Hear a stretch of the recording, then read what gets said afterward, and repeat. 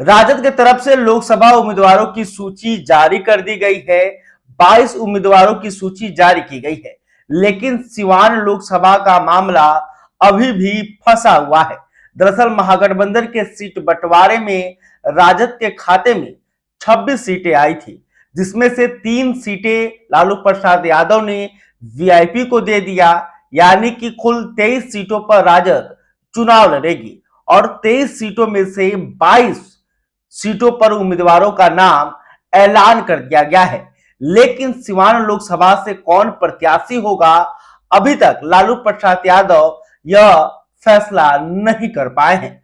हालांकि सिवान में कई लोग अभी से ही उम्मीदवार बनकर चुनाव की तैयारी में लग गए हैं। पूर्व स्पीकर अवध बिहारी चौधरी, जो कि सिवान लोकसभा क्षेत्र के ही रहने वाले हैं, आरजेडी के विधायक हैं, वो लगातार दावा कर रहे थे कि उन्हें सिंबल मिल गया है। लालू प्रसाद यादव ने उन्हें आश्वस्त कर दिया है कि टिकट उन्हें ही मिलेगा। इसके बाद इस तरह से माहौल बनाया गया सिवान में कि अवध बिहारी चौधरी को राजद का सिंबल मिल गया है और अवध बिहारी चौधरी भी इसी अंदाज में मीडिया और लोगों के बीच बयान दे रहे थे और सिवान लोकसभा क्षेत्र में दौरा कर रहे थे और अपने लिए, आरजेडी के लिए वोट मांग रहे थे। लेकिन सिवान पर अभी तक लालू प्रसाद यादव ने कोई फैसला नहीं लिया है। सिवान जो है कहीं ना कहीं लालू प्रसाद यादव के लिए टफ नजर आ रहा है। जिस तरह से दिवंगत मोहम्मद शहाबुद्दीन की पत्नी हिना साहब ताल ठोक रही हैं और निर्दलीय चुनावी मैदान में उतरने की तैयारी कर रही हैं और राजद से उनकी नाराजगी जो है साफ दिख रहा है।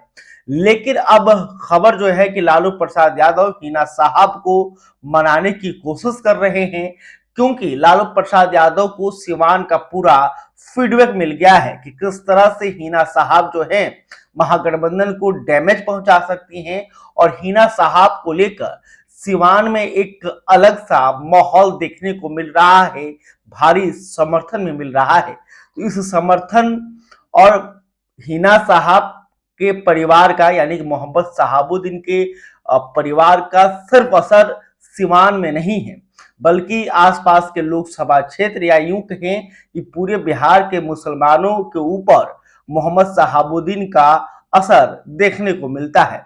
तो ऐसे में मोहम्मद शहाबुद्दीन के परिवार को नाराज लालू प्रसाद यादव नहीं करना चाहते हैं, क्योंकि एमवाई समीकरण में दरार पड़ सकता है। क्योंकि कुछ दिनों पहले ही एमआईएम ने कहा था कि सिवान में हम हिना साहब को अपना समर्थन देंगे।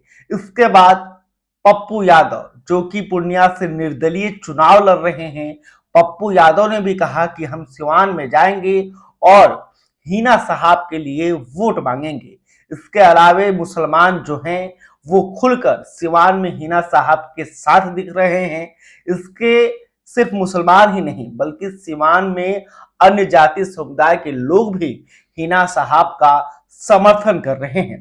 तो ये जो पूरा फीडबैक है, वो फीडबैक लालू प्रसाद यादव के पास पहुंचा हुआ है और लालू प्रसाद यादव बड़े असमंजस में हैं कि आखिर सिवान में क्या किया जाए। दूसरी तरफ हिना साहब लगातार नहीं मान रही हैं, मनाने की कोशिश भी की गई, लेकिन देखिए लालू प्रसाद यादव लगे हुए हैं कि हिना साहब कैसे भी आरजेडी में एक बार फिर से आ जाए, हम टिकट देने के लिए तैयार हैं।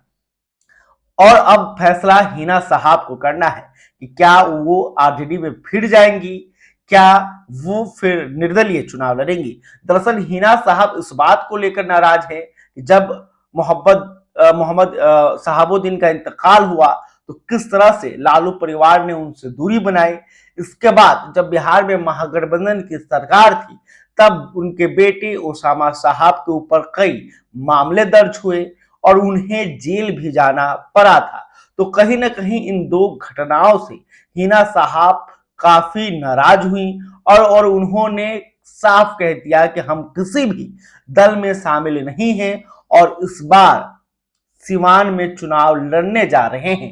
वहीं जब सिवान में तेजस्वी यादव रैली करने आए जन विश्वास यात्रा के दौरान, तब भी हिना साहब को नहीं बुलाया गया, या यूं कहे कि हिना साहब ने तेजस्वी यादव से दूरी बरती। तो ऐसे में हिना साहब को नाराज करके ना बल्कि सिवान को आरजेडी गंवा देगी, बल्कि इसके साथ ही कई सीटों पर भी राजद के उम्मीदवार चुनाव हार सकते हैं। इस बात को लालू प्रसाद यादव समझ रहे हैं और एक बार सोच रहे हैं कि अब सिवान में क्या किया जाए। तो देखना होगा कि आखिर सिवान को लेकर लालू प्रसाद यादव क्या फैसला लेते हैं। छठे चरण में यहां पर चुनाव होने हैं, तो जल्द ही कुछ करना होगा क्योंकि समय नहीं बचा है। वहीं अवध बिहारी चौधरी जो लगातार दावा कर रहे थे कि उन्हें टिकट मिल चुका है, तो अवध बिहारी चौधरी का दावा जो है वो झूठा निकलता हुआ दिख रहा है। अगर उन्हें सिंबल मिल गया होता तो इस सूची में सिवान का भी नाम जरूर सामने आता। तो देखना होगा कि हिना साहब जो है वो क्या कुछ फैसला करती हैं, क्या वो लालू प्रसाद यादव के ऑफर को मानेंगी, क्या एक बार फिर वो आरजेडी में शामिल हो जाएंगी, या फिर निर्दलीय ही चुनावी मैदान में उतरेंगे। दूसरी तरफ आपको बता दें कि सिवान लोकसभा से जदयू ने वर्तमान सांसद कविता सिंह का टिकट काट दिया है और उनके जगह पर विजय लक्ष्मी को उम्मीदवार बनाया गया है। विजय लक्ष्मी कुशवाहा जो है वो जदयू की तरफ से चुनाव लड़ रही हैं और खूब मैदान में भी तैयारी कर रही हैं। हालांकि राजपूत जाति के वोटरों में थोड़ी नाराजगी है, क्योंकि कविता सिंह राजपूत जाति से आती थी, तो इसका कारण यही है कि राजपूत वोटर जो हैं उनका झुकाव भी हिना साहब की तरफ देखने को मिल रहा है। तो देखना होगा कि सिवान में क्या होगा, क्योंकि सिवान की जो लड़ाई है वो काफी टफ दिखाई दे रही है। किसी भी प्रत्याशी के लिए सिवान का चुनाव आसान होता हुआ नजर नहीं आ रहा है। तो अब निगाहें हिना साहब और लालू प्रसाद यादव पर है कि आखिर सिवान में लालू प्रसाद यादव क्या फैसला करते हैं। अगर हिना साहब नहीं मानती हैं तो फिर लालू प्रसाद यादव किस पहलवान के ऊपर दाव खेलेंगे। क्या अवध बिहारी चौधरी, जो कभी अपने आप को मोहम्मद शहाबुद्दीन के का सबसे खास बताते थे, कहते थे कि साहब है तो हम लोग हैं, लेकिन अब देखिए जब आदमी दुनिया में नहीं रहता तो किस तरह से राजनीति बदल जाती है, किस तरह से लोग बदल जाते हैं, किस तरह से पार्टियां बदल जाती हैं। तो आप समझ ही रहे हैं कि होंगे कि सिवान में हिना साहब को लेकर एक कहीं ना कहीं उसको क्या बोलते हैं, सहानुभूति है कि सहानुभूति का लहर भी जो है लहर का भी फायदा हिना साहब को हो सकता है, क्योंकि मोहम्मद शहाबुद्दीन का इंतकाल कोरोना के समय कोरोना के कारण हुआ था।